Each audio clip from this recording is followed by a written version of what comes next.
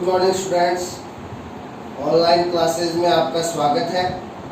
Last class में अपन ने complete किए थे औद्योगिक महत्व के योगात्मक बहुलक, और आज अपन स्टार्ट करेंगे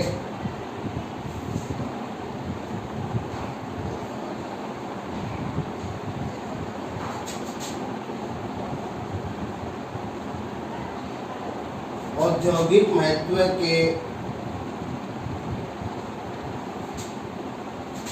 संगणन बहुलक।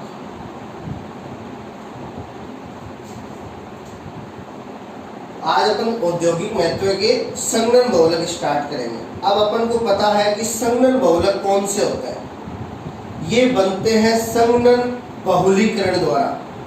और संगणन बहुलीकरण में क्या होता है, जब एकलक इकाइयां एक दूसरे से कनेक्ट होती हैं, एकलक इकाइयां एक दूसरे से कनेक्ट होती हैं, तो स्मॉल मॉलिक्यूल है वो उनके बीच में से बाहर निकलता है। तो जिस बहुलीकरण में एकलक इकाइयों के जुड़ने से छोटा अणु बाहर निकलता है उसे कहते हैं संगणन बहुलीकरण, और ऐसे बहुलक होते हैं संगणन बहुलक। तो देखिए, औद्योगिक महत्व के संगणन बहुलक में अपन पहला करते हैं नायलॉन 66। अब नायलॉन 66 है वो एक क्या है, कृत्रिम रेशा है। ये नायलॉन 66 क्या है, कृत्रिम रेशा, जिससे बहुत से प्रकार के कपड़े वगैरह बनाने में यूज में लिया जाता है। तो रेशे मतलब धागे, तो इनका यूज है वो कपड़े वगैरह बनाने में किया जाता है। अब देखिए यहां पे 66 कितनी बार है, 2 बार है, यानी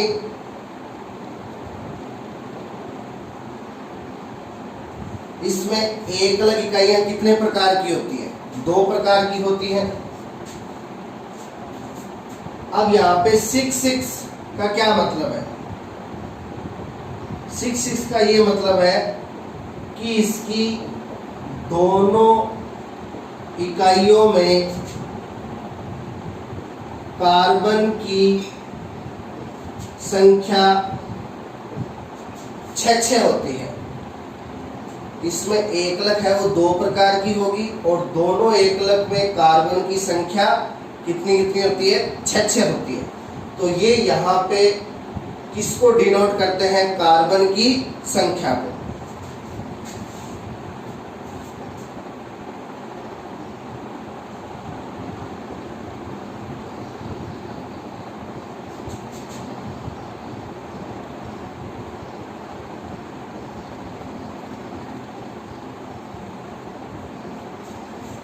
अब नायलॉन 66 है, ये एक पॉलीएमाइड प्रकार का बहुलक होता है। किस प्रकार का बहुलक होता है, ये पॉलीएमाइड प्रकार का। अब ये पॉलीएमाइड प्रकार का बहुलक कैसे है, देखिए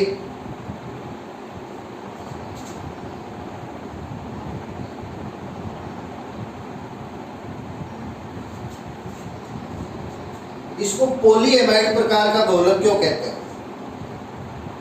अपन को पता है ये जो क्रियात्मक समूह है ये क्या है, एमाइड है। क्या है ये, एमाइड है। अब देखिए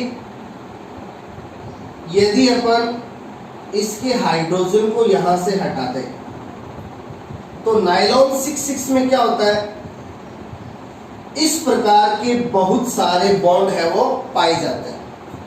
CONH। तो नायलॉन 66 में इस प्रकार के बहुत सारे बॉन्ड है वो पाए जाते हैं। तो ये हो गया एमाइड, एन का मतलब बहुत सारे, इसलिए इसको कहा जाता है पॉलीएमाइड। तो ऐसे जितने भी बहुलक जिनमें इस प्रकार के बॉन्ड पाए जाते हैं CONH, वो किस प्रकार के होंगे, पॉलीएमाइड प्रकार के होंगे। और पॉलीएमाइड प्रकार के बहुलक में अपने एक तो दिया हुआ है नायलॉन 6,6 और एक होता है नायलॉन 6,10। ये दोनों ही क्या है, पॉलीएमाइड प्रकार के दोलक है। अब देखिए इस प्रकार के बहुत सारे बंध हैं वो कब बनते हैं, जब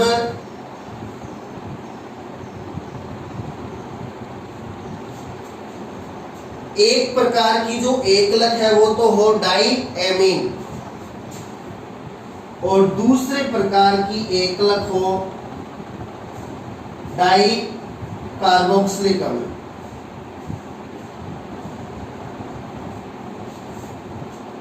तो इस प्रकार के बॉन्ड है वो कब बनते हैं, जब बहुलक निर्माण में एक प्रकार की एकलक है वो तो हो डाई एमीन प्रकार की और दूसरे प्रकार की एकलक हो डाई कार्बोक्सिलिक अम्ल प्रकार की।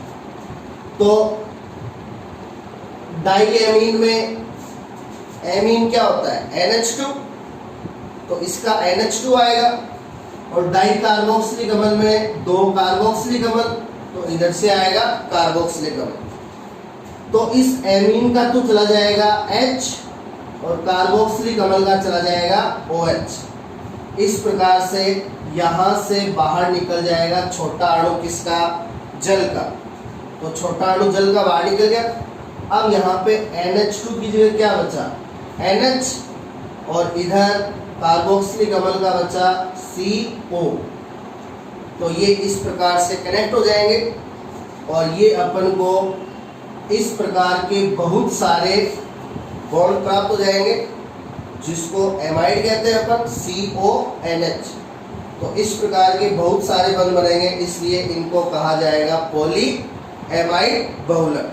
तो पॉली एमाइड बहुलक में अपने दो है नायलॉन 6,6 और नायलॉन 6,10। इनको अपन सबसे पहले करेंगे, दोनों ही क्या है, कृत्रिम रेसे हैं। तो देखिए सबसे पहले अपन करते हैं नायलॉन 6,6।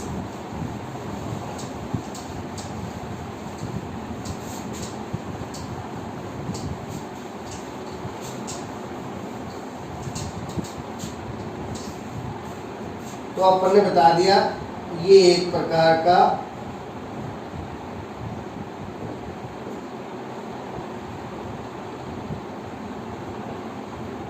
पॉलीएमाइड बहुलक है। अब देखिए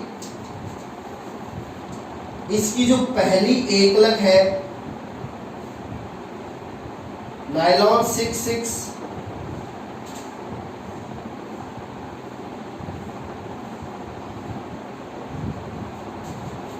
की पहली एकलक का नाम है हेक्सा मेथिलीन डाईएमीन और इसकी दूसरी एकलक होती है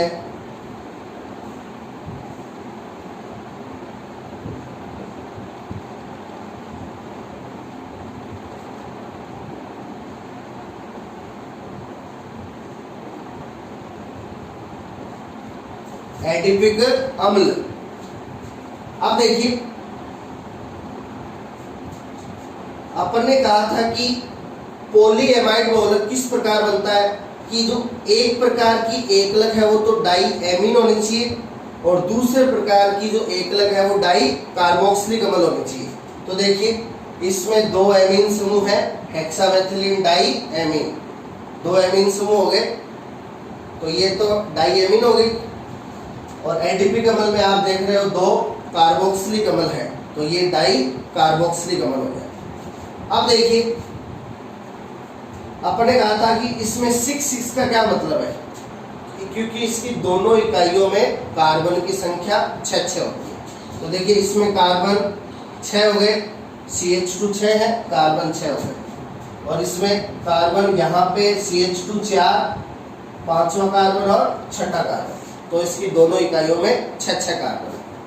अब देखिए अब इनका संघनन बहुलीकरण कराएंगे, तो इसके N अणु ले लिए और इसके भी N अणु ले लिए।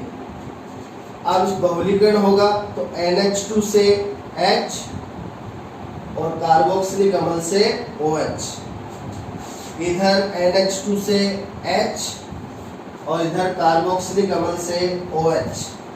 इस प्रकार यहाँ से N अणु बाहर निकल जाएंगे किसके, जल के। तो छोटा अणु बाहर निकल रहा है तो ये हो गया संघनन बहुलीकरण, और अपन को प्राप्त होगा संघनन बहुलक नायलॉन 6,6। इधर से H गया, NH, CH2 6, NH2 से H गया NH, इसका OH गया C double bond O, CH2 4, इधर से OH गया C डबल बॉन्ड O, और ये नीचे लग गया N। तो आप देख सकते हो एमीन और कार्बोक्सिलिक अम्ल के बीच में से जल बाहर निकला, और ये NH C double bond O। तो इस टाइप के बॉन्ड है वो एमाइड होते हैं, और ये बहुत सारे हैं तो ये कैसा बॉन्ड हो गया, पॉली एमाइड बॉन्ड हो गया। तो ये फॉर्मूला है किसका, नायलॉन 6,6 का। तो ये पहला संघनन बहुलक हो गया जो एक कृत्रिम रेशा होता है। अब देखिए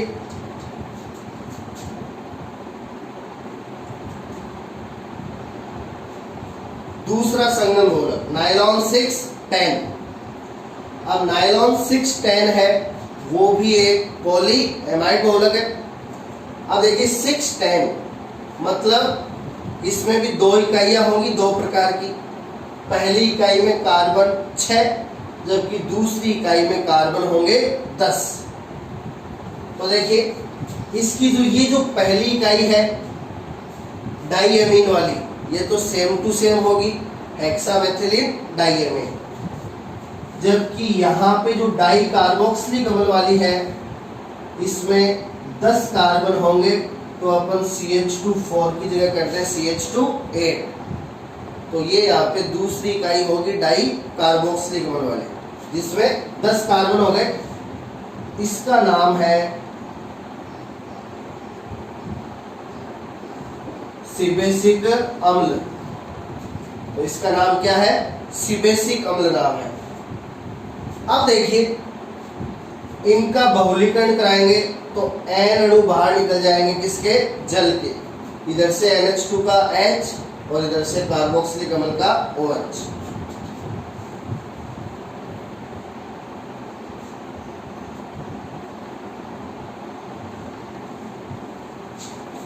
तो ये बहुलक ऑक्टेन हो गया नायलॉन 6,10। तो यहाँ पे भी देखिए NH C double bond O, तो ये भी एक क्या है, पॉली एमाइड बहुलक है। तो ये दो पॉली एमाइड बहुलक हो गए संघनन बहुलक में, नायलॉन 6,6 और नायलॉन 6,10।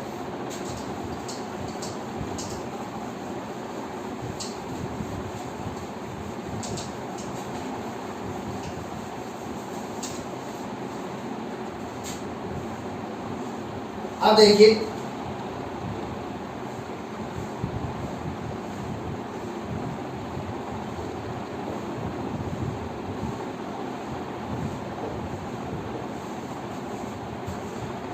टेरिलीन, या जिसका दूसरा नाम होता है डेक्रोन।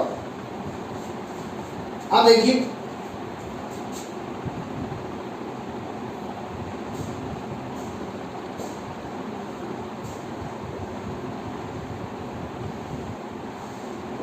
ये होता है एक प्रकार का पॉली एस्टर बहुलक।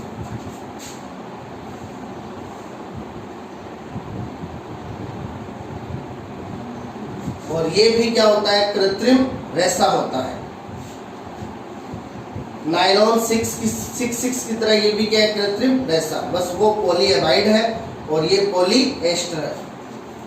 अब इसको पॉली एस्टर कहने का रीजन क्या है, देखिए अपन को पता है एस्टर क्रियात्मक समूह अपन इसको कहते हैं C double bond O O R। R का मतलब क्या होता है, यहाँ पे R का मतलब होता है कार्बन श्रृंखला। ये कार्बन श्रृंखला कितने भी कार्बन की हो सकती है। तो पॉलीएस्टर बहुलकों में क्या होता है, इस प्रकार के बहुत सारे बॉन्ड है वो पाए जाते हैं। सी डबल बॉन्ड OOCH2 ये कार्बन श्रृंखला है। तो जहां इस प्रकार के बहुत सारे बंध होते हैं उनको कहते हैं पॉलीएस्टर बहुलक। और ये कब बनते हैं, जब बहुलक में एक प्रकार की एकलक है वो तो हो डाईओल, यानी जिसमें 2 OH समूह हो, और दूसरे प्रकार की इकाई हो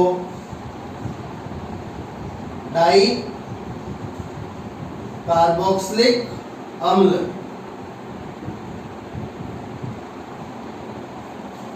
जहां 2 कार्बोक्सिलिक अम्ल समूह हो।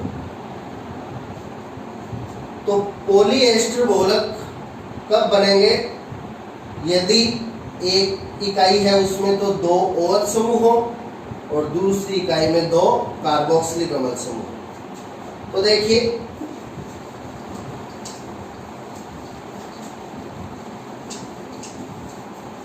यहां पे पहला है टेरिलीन या डेक्रोन। टेरिलीन या डेक्रोन में जो पहली इकाई है जो क्या होगी डाईओल, 2 OH हो गए, 1 और 2। अब कार्बन की संख्या कितनी है, 2 कार्बन के लिए एथिलीन।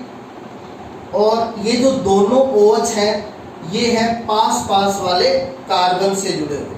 देखिए दोनों OH है वो पास पास वाले कार्बन से जुड़े हो।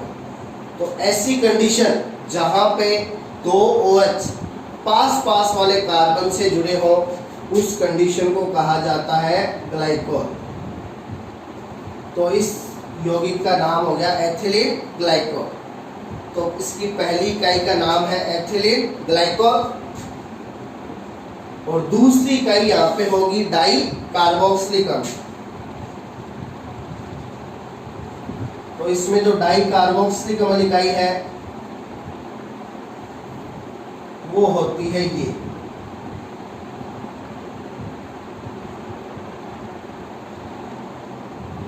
बेंजीन। और बेंजीन की आमने सामने वाले कार्बन यानी पैरा कंडीशन पे 2 कार्बोक्सिलिक अम्ल।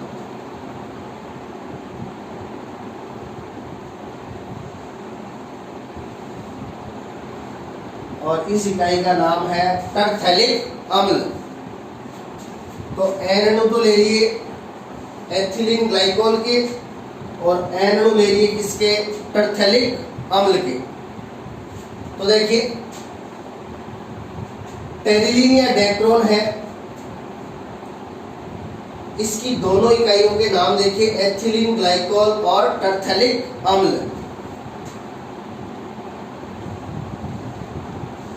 इसलिए इसको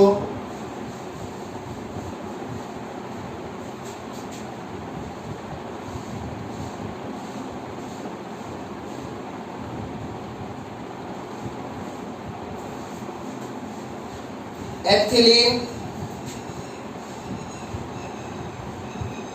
ग्लाइकोल टरथैलेट भी कहा जाता है।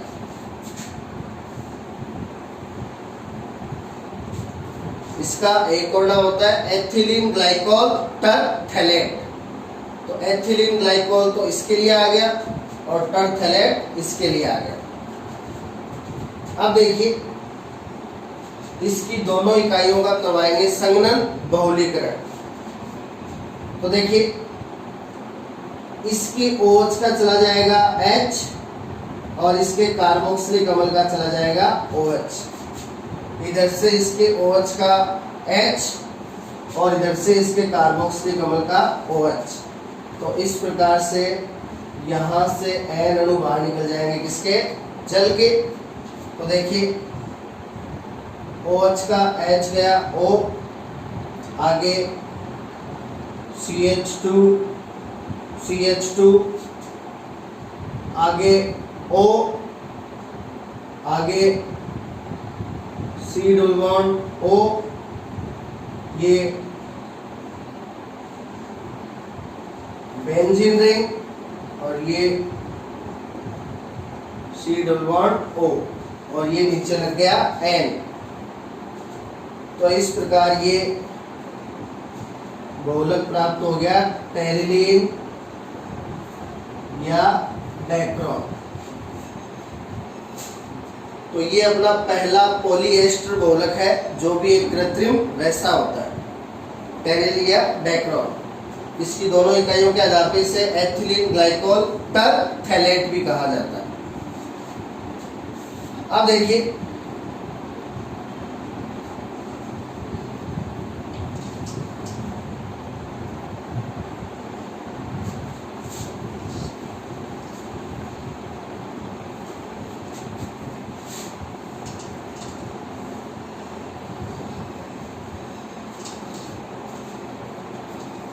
अगला जो संघनन बहुलक है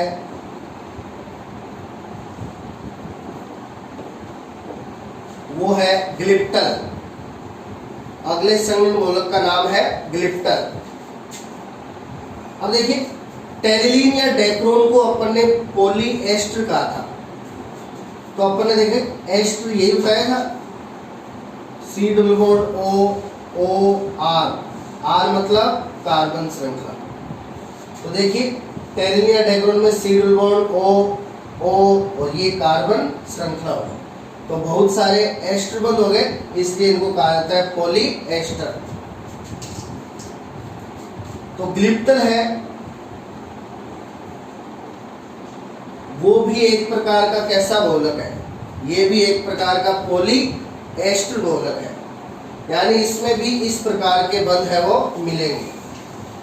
तो देखिए इसमें जो पहली इकाई है एथिलीन ग्लाइकोल, ये होती है सेम टू सेम, जबकि दूसरी इकाई है वो टरथैलीकमल की जगह होती है ओनली थैलीकमल। टेरिलीन में तो टरथैलीकमल थी, ग्लिप्टल में ओनली होती है थैलीकमल। अब टरथैलीकमल में क्या था, दोनों कार्बोक्सिलिकमल बेंजीन के पैरा कार्बन पे थे, आमने सामने वाले कार्बन पे। जबकि थैलीकमल में क्या होता है,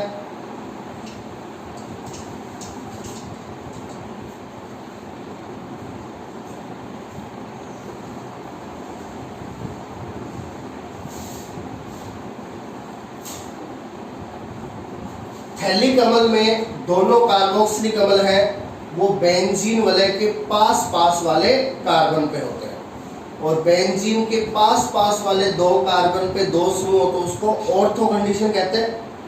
तो यहाँ पे दोनों कार्बोक्सिलिकमल बेंजीन के ऑर्थो कंडीशन पे होते हैं, तो ये है थैलीकमल।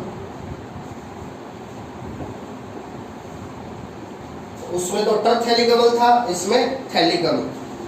अब देखिए वो इसके OH का H और इसके कार्बोक्सिलिकमल का OH, इधर से OH का H और इधर से कार्बोक्सिलिकमल का OH।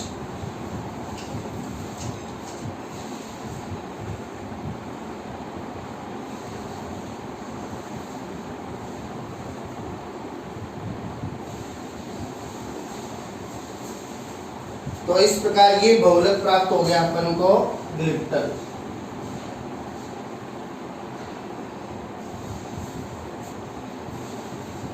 तो ये भी देखिए यहाँ पे भी एस्टर बंध मिल रहा है अपन को, C डबल बॉन्ड O और ये हो गई कार्बन श्रृंखला। तो यहाँ पे भी बहुत सारे एस्टर बंध होते हैं, इसलिए ये भी कैसा बहुलक है, पॉलीएस्टर बहुलक। तो आज अपन ने संघनन बहुलक में 4 कर लिए, 2 तो पॉलीएमाइड और 2 पॉलीएस्टर।